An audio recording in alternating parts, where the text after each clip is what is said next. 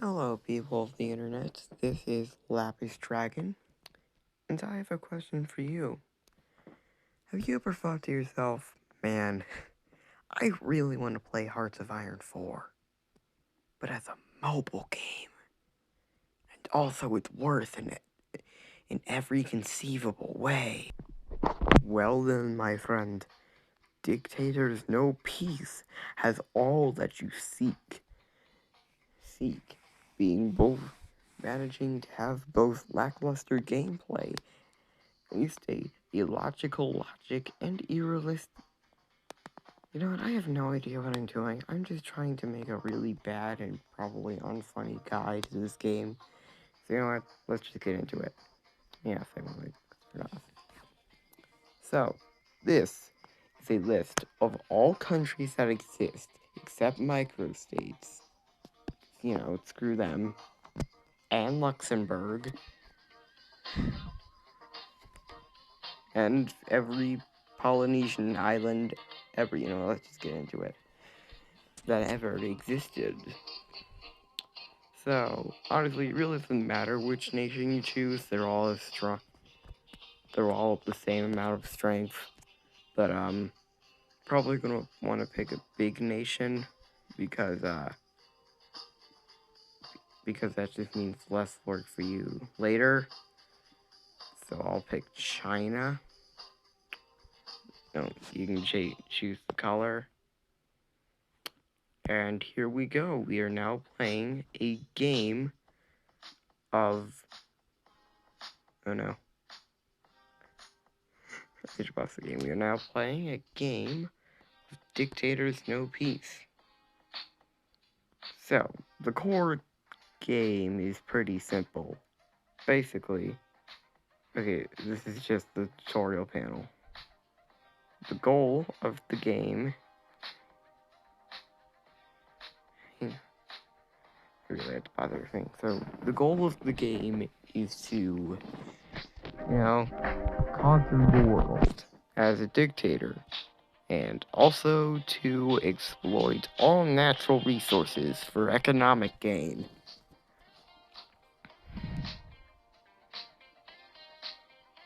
And also to be a terrorist to get an extra $42 added to your paycheck. Don't question it. We'll also have this military button that will show you how strong your Army, Navy, and Air Force is, as well as a quick panel to just, upgrade it. Your Army.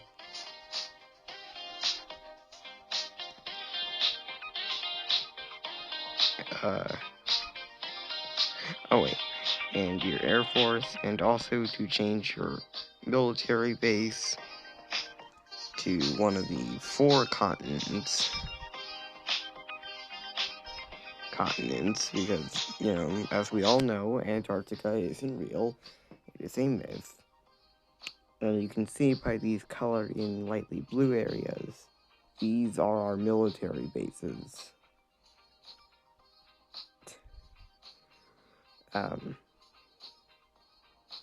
So yeah, that's the goal of the game, and those are the military bases. That's the goal of the game. Conquer everything. And this is actually good advice. You have to explore the country.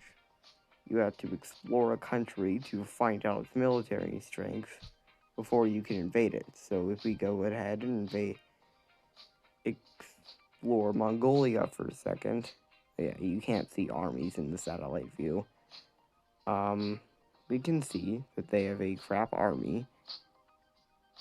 Oops. Put that down. Nothing else.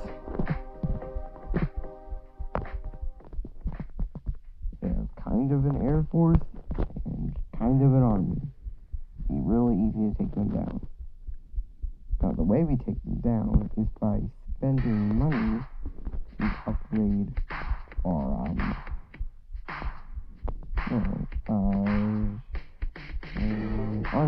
So our Air Force, Army, and our Army. And that's what we spend gold, which you probably notice is slowly increasing. Now, if we go down this tree, you can see that at some point, getting 50 gold, which takes an entire minute, can't even, it only gets you one of some of these very expensive ones. So, which at first makes it seem like you're just gonna have to sit around waiting forever for your money to come up to a point where you can buy it, and then buy it, and you're just sitting around for most of the game.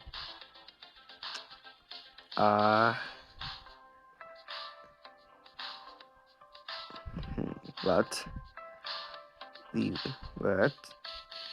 a big part about playing the game is that exploring resources part I mentioned earlier. You can spend a little gold to do some things to improve the tax rates or something, which will now gain us 5 gold per second. So in other words, we're earning money 5 times as fast. And now it'll only take us like 40 minutes to get nuclear deterrence levels. Anyway. So, yeah. That's the economy, basically. You just earn gold to spend on your military, and then you invade a country, and then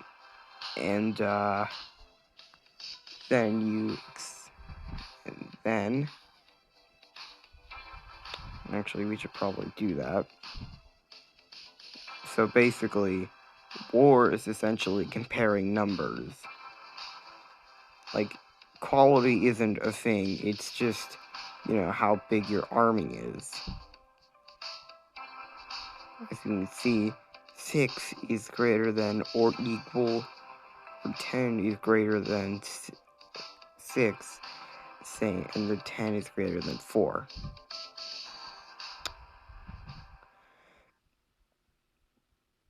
So, we won. There is no army quality. It's not like a game like Europa Universal 4, where there's discipline and tactics and army tactics and generals and stuff like that, and stuff that, in terms of the quality of your army, there just is an army.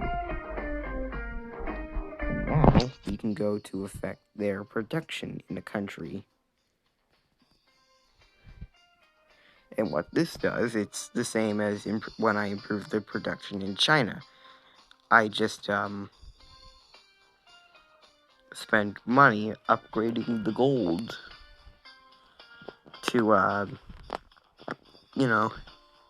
upgrading production to give us an extra gold per second.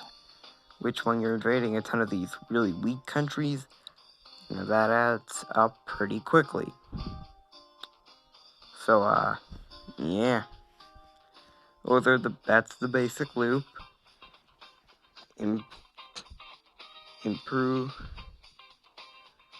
Improve your infrastructure, improve the production of your country to gain enough to get money to pay your army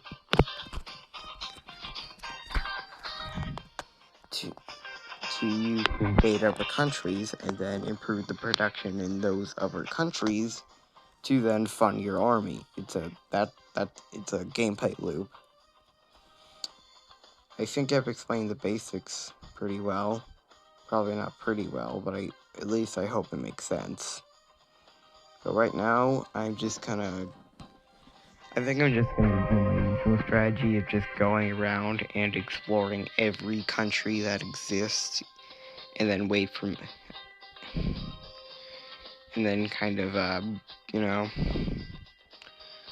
my money to pile up. So I'm just gonna, check back in when exciting stuff happens As in, like, I get an email. That pretty much counts as exciting stuff.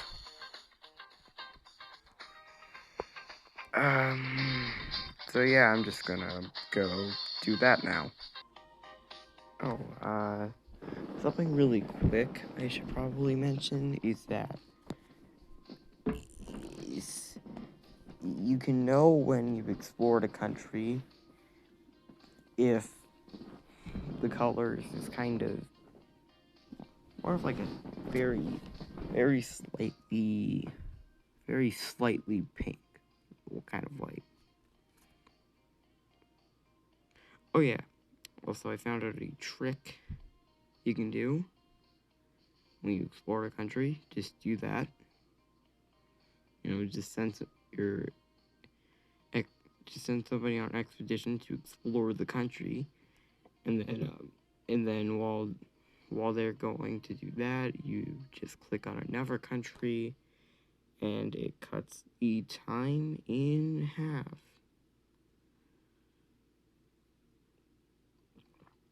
Anyways, back to back to clicking on circles. That was pretty boring. I was kind of hoping, like, an email. Whoops, sorry. I was kind of hoping that an email or something was coming up to help me explain some other concepts in the game. But no. So I guess now we're just going to have to explain some other things.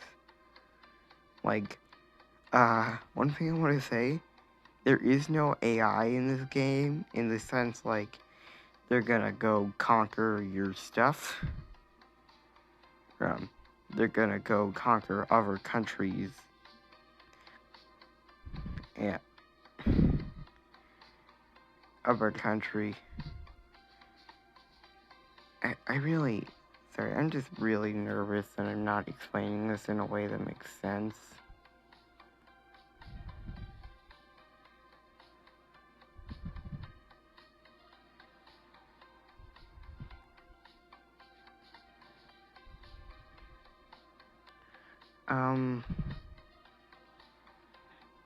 Like, the AI isn't gonna, like, the India, or I guess in this case, maybe Britain, Britain AI isn't gonna go conquer Nepal. It's going to,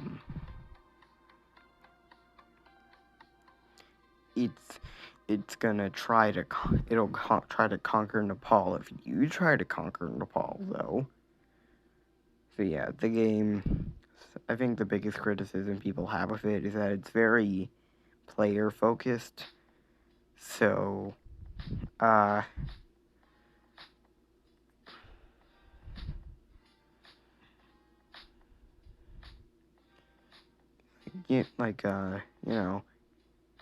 unless the player conquers a nation, another nation will just sit there the entire game.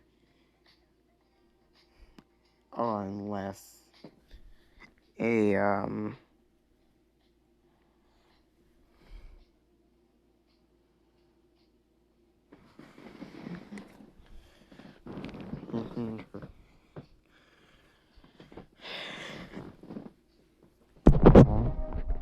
it's like there's a really good trade deal going on, which is a thing that happens in the game. Basically, one nation is selling something at a discount, and then another nation will buy that thing that's being sold for a discount at a higher price than the normal price. It's called a trade deal. It's called a good time trade deal. Like, the AI can't take somebody up with that. That's the player thing. So the only AI really is that sometimes rebels will spawn, especially in Honduras. They always spawn in Honduras to rebel against you specifically. Or, like, an AI nation will try to colonize your province. And only the colored nations will try to. I say the colored nations as in the nations that aren't just the default tacky color. So, like, you won't get a message saying Sweden is trying to take your colony. It'll be like Japan is trying to take your colony. That reminds me of something. I had this funny thing in a game that happened once where I got a message that said Japan is trying to conquer your colony of Armenia, the landlocked nation in the Caucasus. They didn't have a border with it or anything because, they hadn't expanded at all. They just had Korea and the Koreas and Taiwan, and that was it. But they were fully committed to invading Armenia. Like, not even one of my other colonies, like China. I love that China is a colony. I love that you can just colonize all of China. That's stupid. Anyways. Yeah, so anyways, the point I'm trying to make is that the AI is completely useless. So I'm just gonna go ahead and colonize a few other smaller nations around me.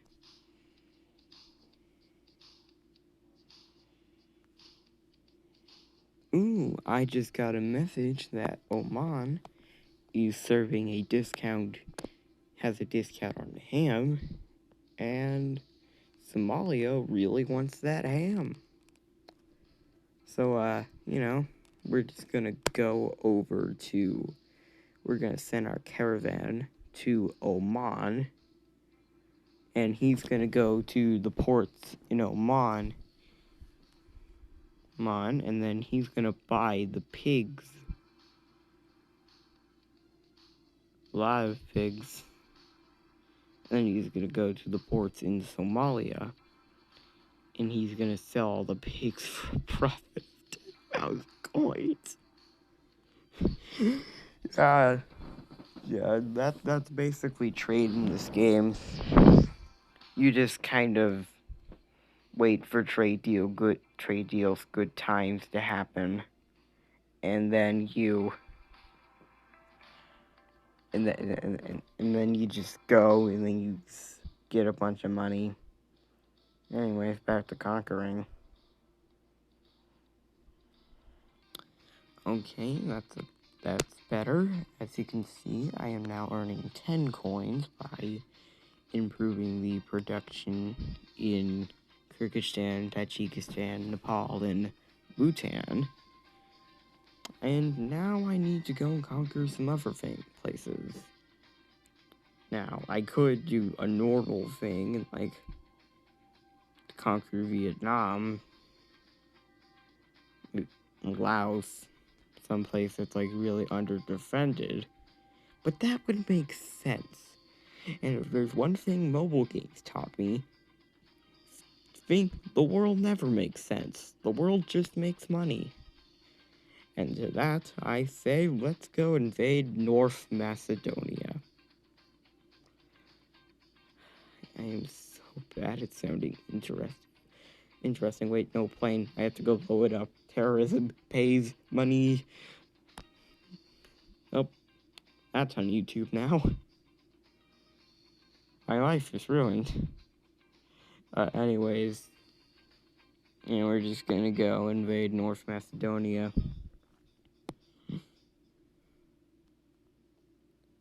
Just take a trip through the Suez Canal. Beat up the North Macedonians. Oh, another trade deal, good times. So, South Africa, plane, terrorism. No, I don't care about my Tajikistan takeover. So we can buy fish in South Africa and sell it at New Zealand. I don't know why fish would be a precious commodity in New Zealand, but sure. Let's buy all fish that ever existed. Yeah, scroll over, go to like Auckland or something. Actually, this would probably be a better trading hub. Anyways, sell the fish for 32,000. I love that just like trade is so overpowered. Anyways, now we have a completely isolated, landlocked. Oh, yeah. Remember when I mentioned that rebels might spawn? They're spawning, and you can pay to establish a local military to supervise it and to put down the rebellions. And as with everything in this game, it's based off quantity, not quality. And the Germans are trying to invade Kyrgyzstan.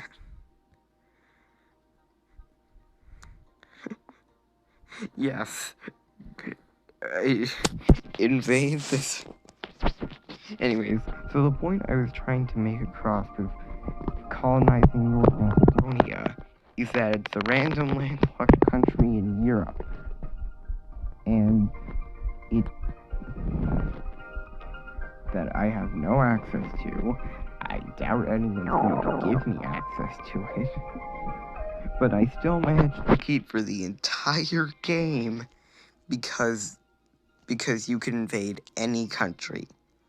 I could invade Bolivia right now, and it'd be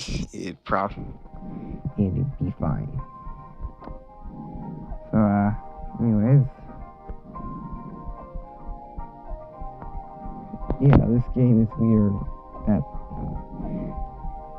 That's why I think I don't know what I said at the beginning, but I know it was something about heart. Yeah, this game makes no sense.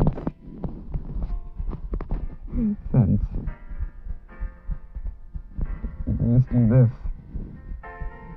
I love this. Anyways, so now the freshman rebels in Mongolia didn't even know if they existed. And yeah, now you should know everything you need to know about Dictators No Peace. You just conquer stuff. You just spend money on your army, conquer stuff, increase the production to get more money to spend on your army. Repeat that over and over. Invade all of the weak countries first. And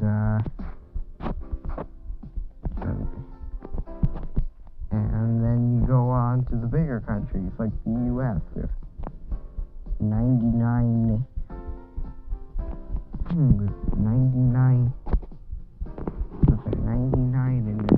in all of their military. Requires around 100,000. It requires around 100,000 gold to, actually be able to fund an army that big. Anyways, that was my guide for Dictators No Peace, and I think I'm ready to end the episode. Bye. Have a great day. And I should really go to bed now.